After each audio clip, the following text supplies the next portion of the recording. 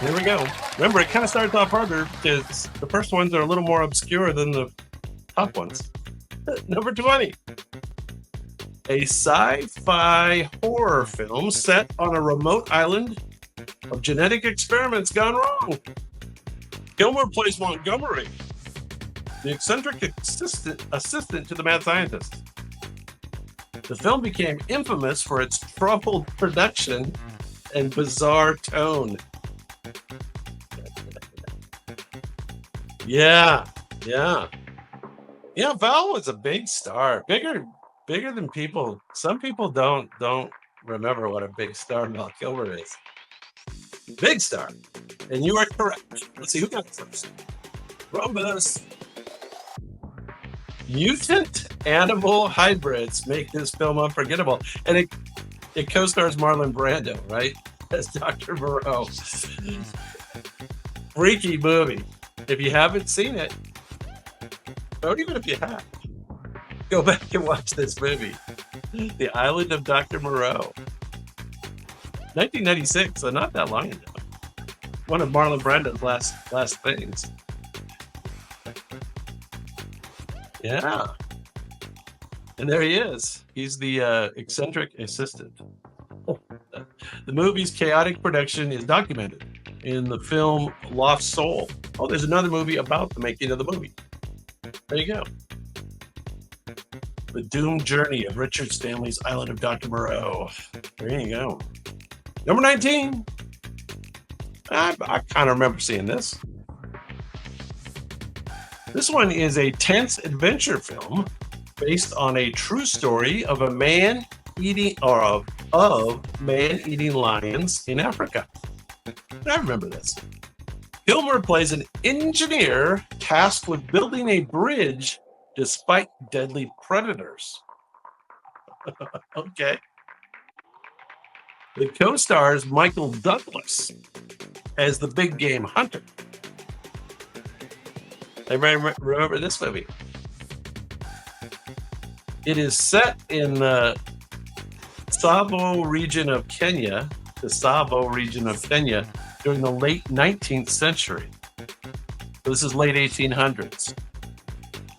The film's lions, Ghost and Darkness, were known for their cunning and brutality.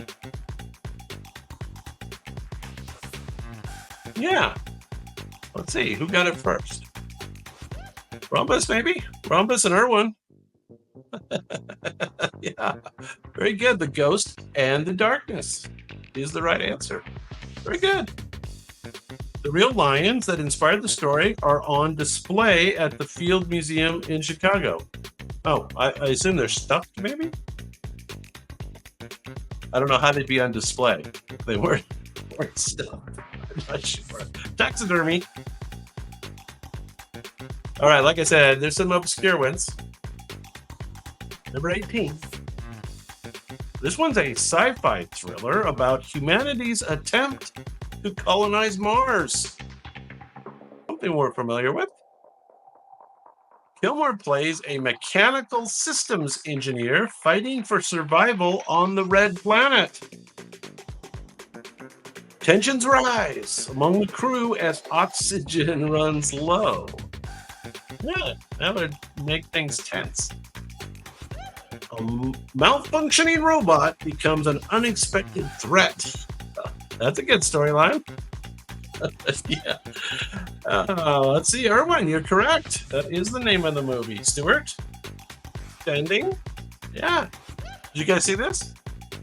Red Planet. Red Planet. One of the many sci-fi films released during the early 2000s. There you go. Despite its intriguing premise, the film was a box office flop. But, like many, gained a cult following later. And yeah, I think a lot of Val Kilmer's movies became almost cult following movies. Especially, I don't know. I guess he played lots of different things through his career.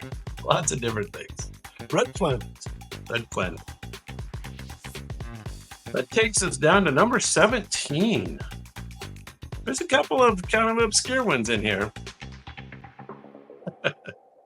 If you're an aficionado. This one is a neo-noir crime thriller featuring Kilmer as a private detective. Well, that would be the neo-noir private detective. He draws his real-life wife, Joanne Wally, into a tangled web of deception. So he acted with his wife. Cool. The plot revolves around a fake murder that spirals out of control.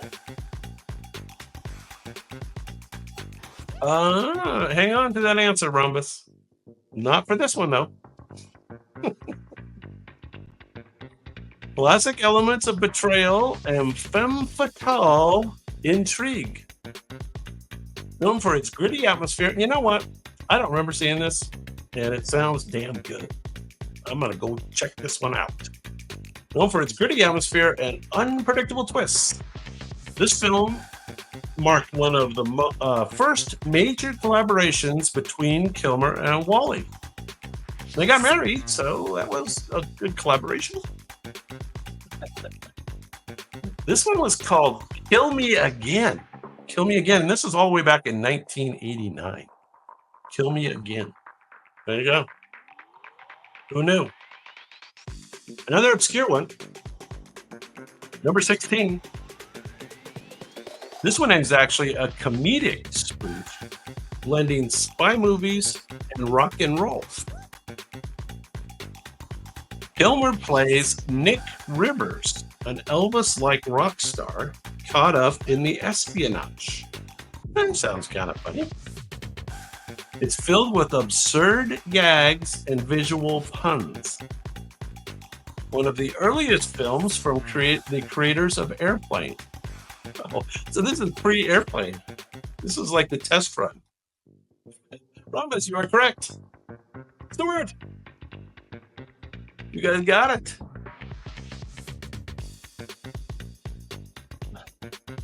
He looks awful young there. He looks awful young there.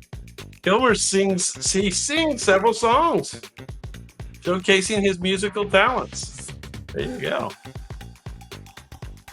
This was actually Val Kilmer's first film debut of feature film, 1984.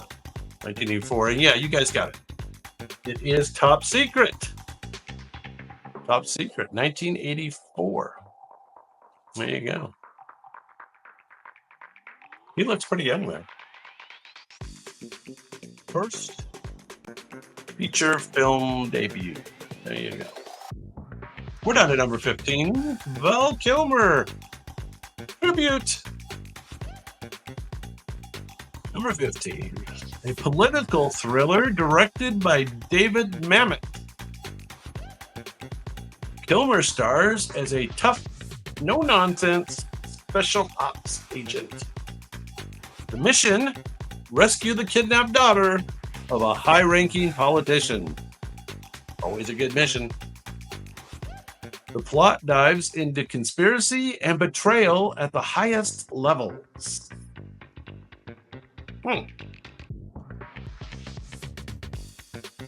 I don't see the correct answer up there yet. This is not The Saint. This one is not Top Secret. The previous one was. This is not The Saint. The plot dives into conspiracy and betrayal at the highest levels, known for Mamet's signature sharp dialogue and gritty realism. Kilmer underwent extensive tactical training for this role. Anybody know? Not The Saint. This is 2004. 2004. 2004. No, this is not Taint either. That was the Taint one is coming up later. This was called Spartan. Does that sound familiar to anybody? Spartan, 2004. Told you there were a couple of obscure ones. There you go. I think that's the last obscure one. Most of the rest. I think you know this one. Kilmer dons the cape and cowl as Gotham's Dark Knight. His portrayal was more serious compared to previous Batman depictions. This was the first serious one. He battles iconic villains, the Riddler, Jim Carrey, and Two-Face, played by Tommy Lee Jones. Well, yeah, Batman. But no, nobody has it yet. Not Batman, not Batman Returns, not Batman and Robin. Not Batman, not Batman and Robin. Batman.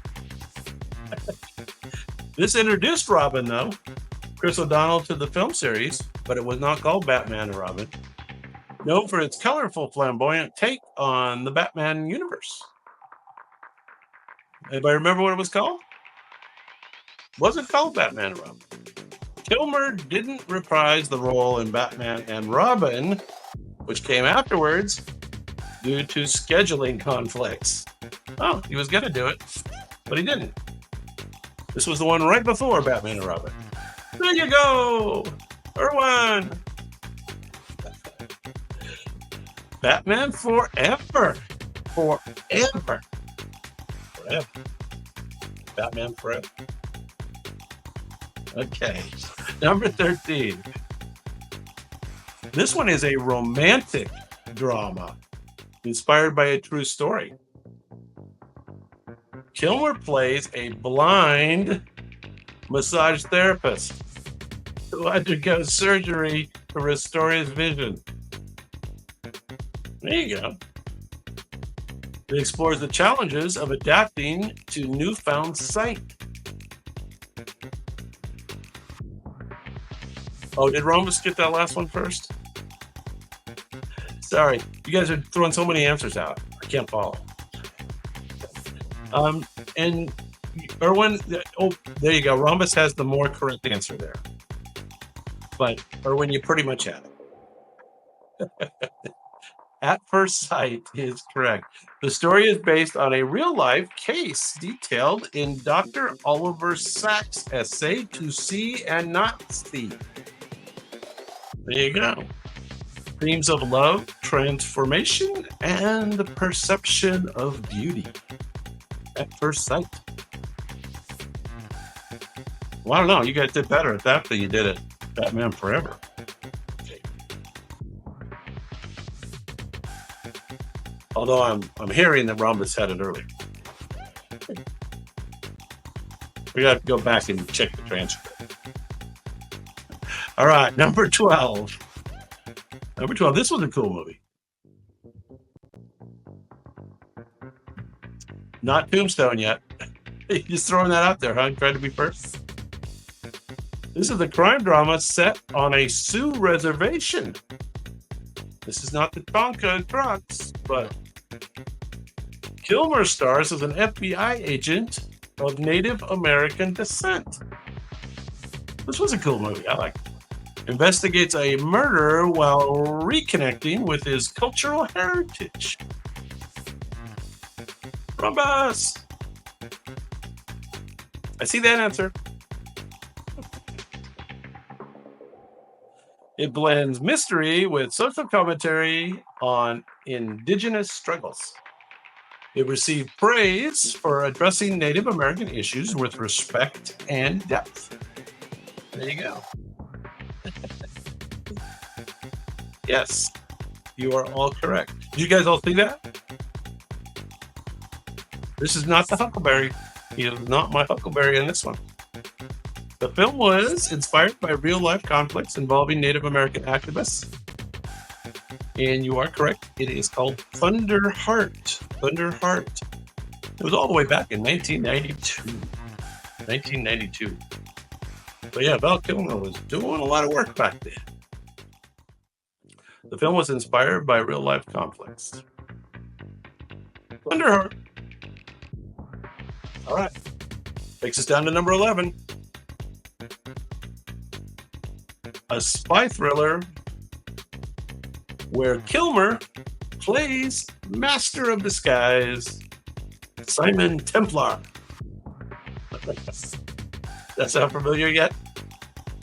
Skilled at blending into any environment, often using elaborate personas. There were a lot of cool pictures to pick from to do this one, so this one's not the best. One of his disguises, right? It involves a plot to steal a revolutionary energy formula. It has romantic tension arising between Templar and the scientist who created the formula. That must be what we're seeing in the picture there. Yes. Yeah, I guess Rhombus, you beat out Stewart there. Doctor. Everybody standing. This is the saint.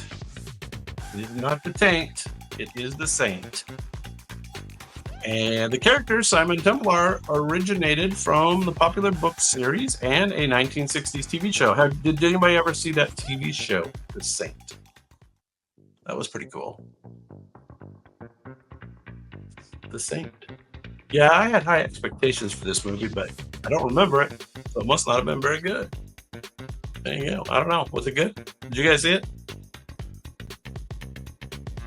I don't know. I didn't see it. And I didn't see the next one either. So I hate to say that. And I don't know if I'm going to go back and watch it either. Number 10. This is a fantasy epic directed by Ron Howard. Strike one, strike two. Kilmer plays the charming and roguish swordsman Madmartigan. And, so that's good. Got that going for it. He joins forces with a young dwarf named Willa to protect a special baby. Full of magic, adventure, and epic battles. Yeah, it seems like you guys know this. Yeah, Roger Moore was the series, right? Rhombus, Doctor, everyone. Val's chemistry, again with Joanne Whalley, his future wife, added charm to the film. Oh, so this is where they were kind of fooling around, no doubt. 1988. Future wife. Did you know Willow has become a cult classic and recently inspired a Disney Plus sequel series? Well, so I hope they don't ruin it. Or did they ruin it? I guess it was already on. Did they ruin it? Disney seems to be ruining all their classics. But anyway, well, don't get me started on that. Don't get me started on that. Now, here's my favorite Val Kilmer movie. I don't know why exactly. Might be all the drugs and debauchery, I suppose. This is a dark crime drama centered on grief and revenge. Kilmer plays a jazz musician turned meth addict. He investigates his wife's murder while spiraling into the criminal underworld. Correct, you are, Rhombus. Cool name for a movie, too. Has anybody been to the Salton Sea? Show of hands, anybody that knows where the Salton Sea actually is, and have they been there? Show your hands. It's a feature of a unique mix of noir storytelling, noir, and modern grit. One of Kilmer's most critically underrated performances. Yeah, he was fantastic in it. Unless he wasn't acting. If he wasn't acting, then maybe he wasn't as good. Yeah, it's in Southern California, way down by past Palm Springs, down towards the Imperial Valley, towards Mexico. And it's pretty dry and seedy, and at the time it was always pretty low level. So anyway, it was the right place for this. There's a certain vibe out there. Anyway, okay. Number 8. This is a lighthearted comedy. at a prestigious technical university. Now, let me tell you, this is all the way back in 1985. Kilmer plays Chris Knight, a brilliant but rebellious science prodigy. A group of students unwittingly build a laser weapon for the military. Yeah, you guys knew this one. Erwin, Rumbus. So they unwittingly build a laser. That sounds like, who's the tech guy, Silicon Valley guy that invented the VR glasses, but now he makes weapons for the U.S. government. I forget what the guy's name is. He's got an unusual name. He worked for Facebook when they bought the Oculus, and then I forget what his name is. Anyway, he makes laser weapons. The movie Laser Prank Finale has become a favorite among fans. Oh, the movie's Laser Prank Finale. There you go. Real Genius is, of course, correct. 1985. There you go. We're down to number 7.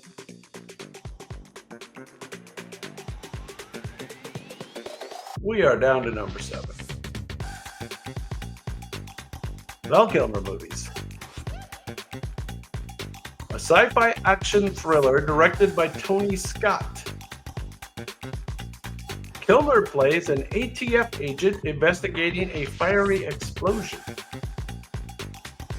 He uses experimental surveillance technology to see into the past. It co-stars Denzel Washington as an investigator. We need to do Denzel Washington movies. As an investigator trying to change history. It blurs the line between crime drama and time travel thriller. Yeah, you guys knew this one. Stuart! Erwin, second. Deja vu. I don't know if I saw this. The film was praised for its innovative concept and tight pacing. Well, we like any movie that has tight pacing. That's great. That was number 7. Deja Vu, 2006. Tony Scott. Co-starring Denzel Washington. Deja Vu is okay. I don't know about the picture, but all right. I've seen this answer on the board now. This one has the best title, and it is a dark comedy crime film directed by somebody named Shane Black. Kilmer plays a private detective. He plays a lot of private detectives. Named Gay Perry. I guess that's the joke. Gay Perry teams up with Robert Downey Jr. in a twisted murder mystery.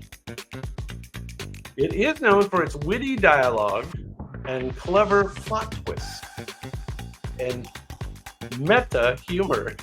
There you go. Very good. You guys even typed that out very well. Rhombus, Erwin. Nice typing. Kiss, Kiss, Bang, Bang, 2005. The film marked a comeback. Well, this is the Robert Downey Jr. comeback movie. And helped revive his career. There you go. I don't know. Starting with Val might not be the best move, but I guess it was. I guess it was okay. That was number 6.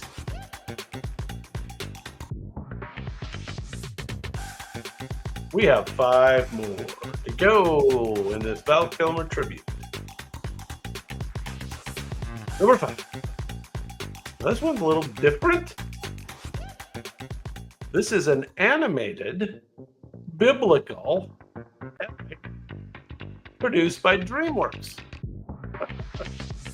Kilmer voices both Moses and God, adding gravitas to the dual roles.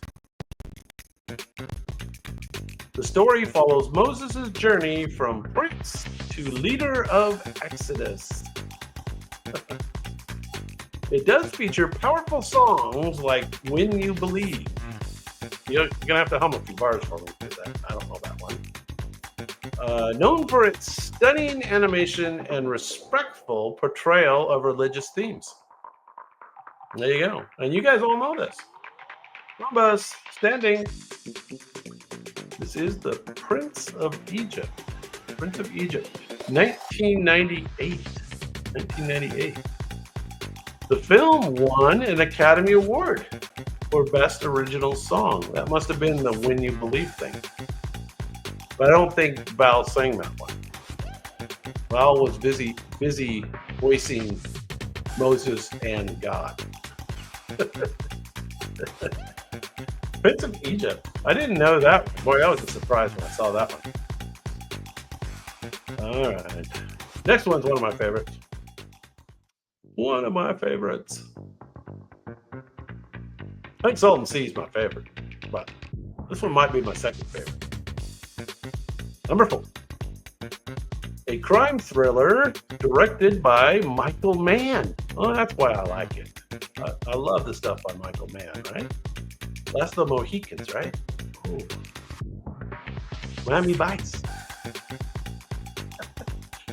Kilmer plays Chris Shirillis, a skilled but troubled bank robber. Part of an all-star cast including Al Pacino and Robert De Niro. It is known for its epic heist scene and intense character dynamics. Correct you are. Mariah Carey. Oh, was Mariah Carey in The Prince of Egypt? Did she sing the song? Okay. She wasn't in Heat, I don't think. Rhombus, Irwin, Stewart. A defining film in the heist genre, blending action with psychological depth. The iconic coffee shop scene between Pacino and De Niro was shot without rehearsal to capture natural tension. And yeah, the pictures of Val Kilmer behind the car with the machine gun. Oh my gosh, very cool. Very gritty. Heat, good movie. Okay, top 3. This is maybe everybody's favorite, but it's only number 3 on our list. A Western centered on the legendary gunfight at the OK Corral. Kilmer plays Doc Holliday, a witty and deadly gunslinger. And what's his iconic line? You guys all know his iconic line. His portrayal of the ailing, alcoholic Doc is both charismatic and tragic. Yes, it is. It's often hailed as one of Kilmer's best and most memorable performances. Yes, and Tombstone is of course correct. I think maybe Standing had it first. Yeah, Tombstone is correct. I'm your Huckleberry is of course the saying. I'm your Huckleberry. I did not say that well. Often hailed as one of Kilmer's best and most memorable performances. Kilmer's performance as Doc Holliday earned high praise for its authenticity and flair. I don't think they gave him an Oscar for it, though. They didn't like it that much. He was kind of blacklisted. Number 2. An action drama about elite fighter pilots at the Navy's Top Gun program. Kilmer plays Iceman, Maverick's cool and confident rival. The movie is known for the intense competition between those two characters. Yes, of course. Of course. Stewart got it first. Rhombus, Standing, Irwin. This is Top Gun. Who remembers when Top Gun was first made? Anybody got the year? It's been a while, surprisingly. It's been a long time ago. Anybody see the new one? Did you see the new one, Maverick? Wasn't bad. We're good. Like the best movie of a couple years ago. Best movie I've seen in a long time. Actually, Maverick. Yeah. Kilmer originally didn't want the role, but his portrayal did become iconic. Obviously, 1986 is correct. Iceman forever. Yeah, Maverick was great, wasn't it? It was a good follow-up. Surprisingly, because you worry about whether the sequel will live up, and I think Maverick lived up to Top Gun. There you go. There you go. All right, and we're going to close out the Val Kilmer tribute with number one. A biographical drama actually directed by Oliver Stone. I don't know if you knew this. Kilmer portrays rock legend Jim Morrison, capturing his wild spirit and vocal style. This chronicles the rise and fall of the Doors, focusing on Morrison's struggles. Kilmer's singing was so convincing that even band members couldn't distinguish his voice from Morrison's. So that was cool. I don't know if you remember, we talked about his portrayal here, Val Kilmer's portrayal in the method actors. Remember the method actors category we did? I think we talked about Val Kilmer playing Jim Morrison in the movie The Doors. The Doors. Yeah, I think, Irwin, you probably had the movie first there, and then Stewart. But that's okay. It's all part of the tribute. All part of the tribute. A dark, intense portrayal that cemented Kilmer's reputation as a versatile actor. Very versatile. Kilmer spent months preparing for the role, even wearing Morrison's clothes and singing live during auditions. There you go.